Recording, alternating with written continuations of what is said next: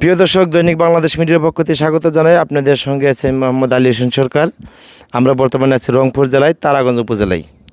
তারাগঞ্জ উপজেলায় আমরা আপনাদেরকে দেখাবো এই হলো গিয়ে আপনার আখ ক্ষেত, যে আখ দিয়ে চিনি, গুড়, মানে মিষ্টি জাতীয় যেসব জিনিস আছে এগুলো কিন্তু মানে আখ থেকে মানে উৎপাদন করা হয় মেশিনের প্রক্রিয়াজাত মাধ্যমে।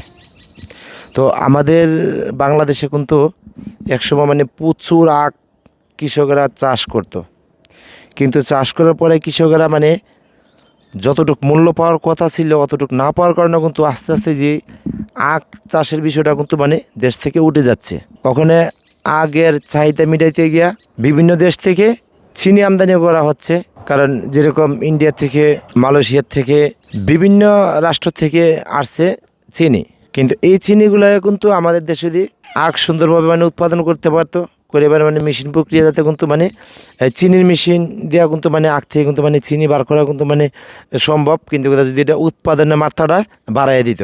আমরা অনেক আখ, যারা বর্তমানে আখ চাষি আছে, আমরা অনেক চাষি ভাইদের সঙ্গে কথা বলেছি।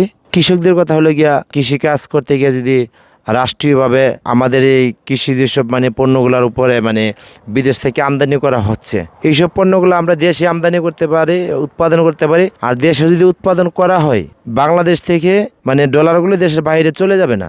বাংলাদেশের এই ডলার দিয়ে কিন্তু এলসি করতে হয়, এলসির মাধ্যমে কিন্তু চিনিগুলো বাংলাদেশে আসে। কিন্তু আর এই চিনিগুলো যদি আমাদের দেশে উৎপাদন করা যায়, তখন তো আমাদের ডলার কিন্তু দেশ থেকে অন্য দেশে দিতে হবে না।